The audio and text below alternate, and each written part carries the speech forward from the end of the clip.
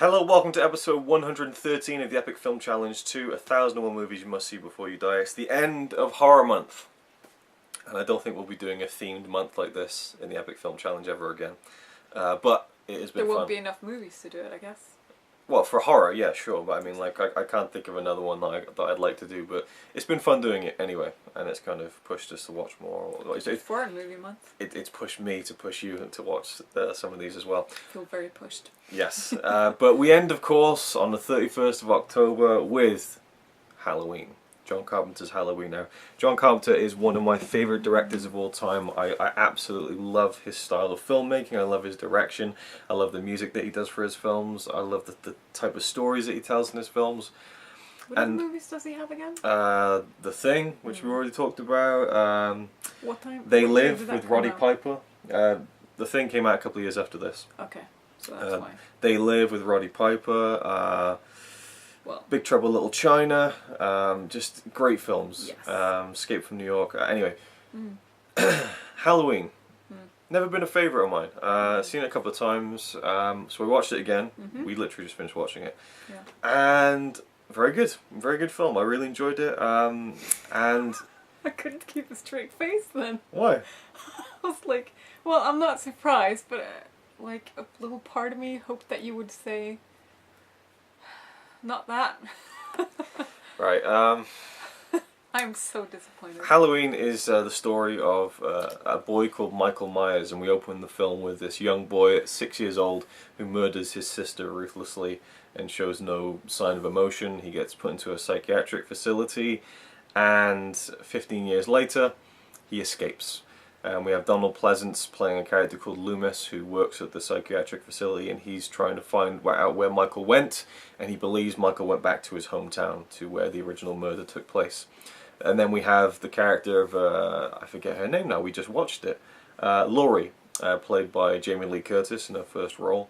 And she's a babysitter. That was her first movie? Yeah, and she's a babysitter and spends, I mean, most of the film takes place on Halloween night, and she's babysitting a couple of kids.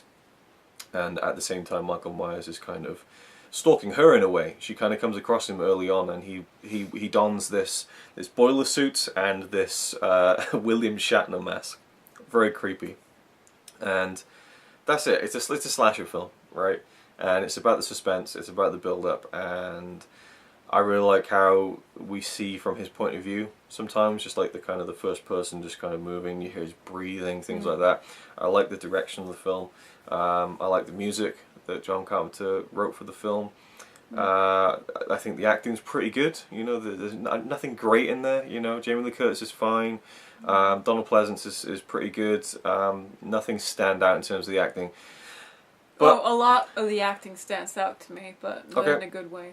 Alright, well, I guess I'll just wrap up for me, and then we can get to you, I suppose. But I'm gonna go on forever, I think. I know. I really like it. I think it's a really good horror film. But it's just, yeah, it still doesn't, the full package doesn't hit me as much as I feel like it should, given how much people love this film and how much people rate this like a 10 out of 10 and call it a masterpiece and stuff. And you know, if you think that, that's fine. It's all opinions. But to me, it just falls a little short somehow. There's just something about it that little things here and there, which, you know, like logic and acting.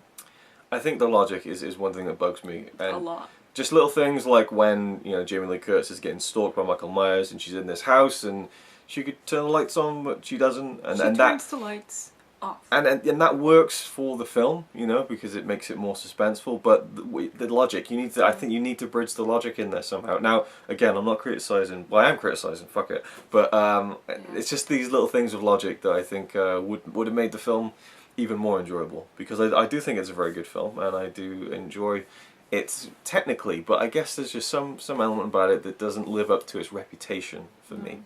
So, well, I started watching this movie thinking, okay, this time it's going to be great. Yes. Because I rewatched Nightmare on Elm Street. Nightmare on Elm Street, You and enjoyed I it a lot more. loved it. Yeah. Yeah? And I hated it the first time, apparently. Yeah. And this time I didn't, and so I was expecting the same with Halloween, and I was really trying to have an open mind, and so on. But there are no real special effects with this. No. Not that there need to be. No, exactly. And so it all relies on the acting. because I know the story's good. And I still think the story's good. Yeah. But there's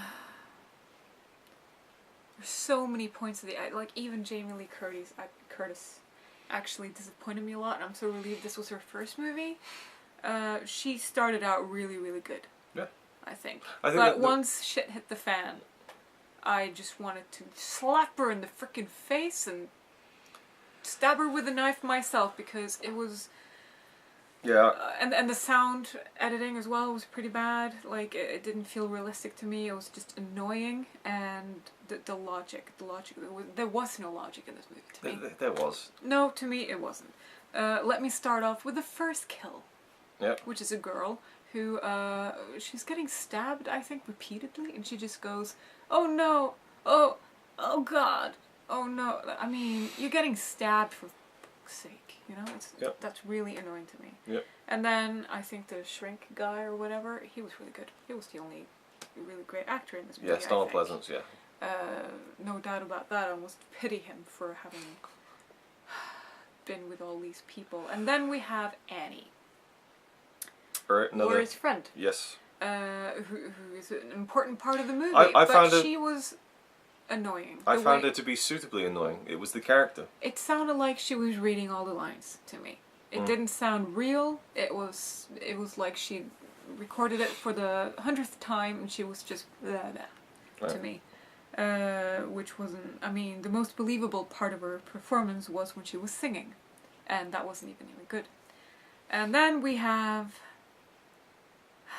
the next couple. I guess they were fine enough. The killing was okay then, but let's go over to the logic part. Logical or whatever. Someone gets killed. Someone gets killed. Yes. By getting stabbed up against a closet door or something. Yeah. And Michael is very strong. He chokes him up against a cupboard or whatever. So his feet are like a foot off the floor. Yeah. And he stabs him with a knife. It's about this long. It's like a butcher knife, you know, just a... Yeah. And he stabs him, and then the guy is stuck to the closet. But you can tell that the knife is only this much in, and he's not that skinny, and you need to, he's still hanging on the closet door. And he's hanging in a way that looks like it's a magnetic. Hanging like this. Like he's stuck to the closet. Like he's a Terminator and he's down. been, you know. You would slump down, and that really freaking bugged me. So much. I guess you could kind of swing like a rigor mortis kind of situation, but at the same time. And I do think that we've just let me say I just gotta say my blood is actually boiling a little bit thinking about it. Go on. I think that it's a conceit, and I think if you were to ask John Carpenter about that scene, he'd say, "Well, it's a fucking movie." You know, it's one of those things you just have to. And it's a cool visual, but I do agree. When I see that, I'm kind of like, well, that wouldn't happen, would it? You know, no. But then again, we have Michael Myers who, you know. I don't know whether this is spoiling things. If you really don't want to know any spoilers whatsoever, it's just a tiny little thing here. At one point in the film, he gets injured to the point where that would kill someone, and he comes back from it. So it does. It's not like the film is mired completely in realism, but he keeps coming back from it. But what if he had protection? That would make sense. True. He could have protection. Yeah, but I haven't seen any of the multiple sequels, so I got no idea. But you get pretty limp when you die. You don't just stiffen up right away. Yeah, it was. So that pissed me off because the whole scene was pretty good. I actually jumped when he came out. And so I was like, oh, here we go. And then it ruined it. And at that point, I was just annoyed. Right.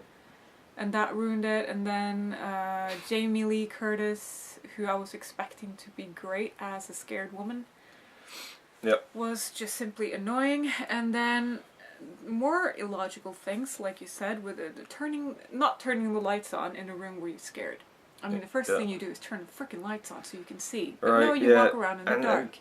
And then she walks into a place that has a light on and she turns it off. Right. And I understand, it makes it more suspenseful for us, but it doesn't because I just get annoyed. And then she has the knife when she... Oh, you know what? Spoiler? Can I spoil something? Yeah, I mean, obviously anyone who's watching this, they probably know how this video is going to end up anyway. So yeah, spoilers from here on out. Yep. Okay. When she stabs him with a knitting pin, yep. she sees him lying on the floor. She has the knife. She drops it on the floor and then walks up to the kids. And then she does it again. And he comes up and she knows, okay, so I couldn't kill him then, but I thought he was dead.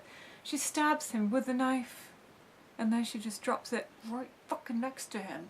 And she keeps her back to him the whole time. Even the kids has the mindset to go screaming out of the house, but she's just sat there, you know? I understand that she might be a little bit shocked. Yep. But you don't turn your back on something that just rose from the dead like 2 minutes ago. So that pisses me off even more. And it's just, that was really, really disappointing to me. The whole thing. I really, really, really wanted this movie to be good. Yep. And it has such great potential because how many more slasher movies like this did you have before this? This is kind of like the first proper one of its kind, right? Yes and no. I mean, it kind of takes a couple of cues from like Psycho, and it's I like how it deals with a lot of murders with very minimal blood, if any, really. I mean, the gore is completely non-existent, but it still is effective. Yes. And I love just the image of that Michael Myers with the mask and everything. There's a bit where she's at school and she looks out and he's just standing there, and that creeped me out a little bit, just the guy just standing there. So I love all that stuff, and I think Michael Myers' acting was better than a lot of the other people's, and he didn't even say a word. He was just stood there. I'm just really disappointed. The only problem I have here is that I know that there's likely going to be people commenting, explaining exactly why you're wrong about this, and I know how much people love this film and think it's great and a classic, and I don't take that away from them. I understand everything you say, but I still really liked it, and I could still let those things slide for my own enjoyment of the film, I think. And it would be one I watch again, but it wouldn't be high up on the list of, oh, gotta watch that again, you know. It's just one of those things. It's like getting really excited for a steak when you're going out for dinner and it's just bland. The flavor's not there, but it looks good. You gotta throw in that analogy there. Yeah, but it's just, this time I really wanted it to be good. It was just disappointing. I'm sorry if it insults anyone. I don't want to insult anyone, but... And it shouldn't, because these are films, you know, but you are getting pretty aggressive about your dislike about it. At least not on the level as our original Nightmare on Elm Street review. I'm trying to be reasonable, you know? At least I'm saying it's a good story. Yeah. And yes, there's creepiness about a guy just staring at you, you know? Yeah. And that part was good, and the shrink was really great. Yes. And it had some really good scares. But when certain parts just ruined the rest of it, it was just disappointment upon disappointment, and that just brought the whole movie down for me. Yeah. But I wanted it to be good for me. Is it a film you must see before you die? I don't think so. Okay. Unfortunately. Okay. I know it's a classic. Yeah. I take your criticism on board. I have my own criticisms as well. I think it is a film you should see before you die. Again, it's one of those films that has a lot of great techniques in it that... you know, and it's a famous film. It's a film that started this character that went on, much like Freddy Krueger, you know, the Michael Myers thing. And I do think the Michael Myers stuff in this film is great. And just when that white shock, you know, mask face just appears out of a closet, you know, in the darkness. That was a great scene. You know, there's a lot of good stuff about this, and I love John Carpenter's direction, you know, and the way he sets everything up, and the music I really, really like. So yeah. Yeah, the music's great too. Really enjoy the film, and I do think it's a film you should see before you die. But it falls short on some levels, which is quite disappointing as well. I'm not quite as disappointed as Connie, but you know. I wanna say something that I really liked though was the music throughout the movie, and actually especially where the music was silent, where you kind of just you're supposed to hold your breath, because it's so quiet and you're just waiting for something to happen, and he chose to just take the music completely away. Yeah. And I thought that was a really good effect. So that's good. So there we go. That's been Horror Month. Loads of reviews, loads of horror films, and then that's about it, I guess. So thank you guys for watching. Hope you enjoyed. Be nice in the comments, and we'll see you in the next one.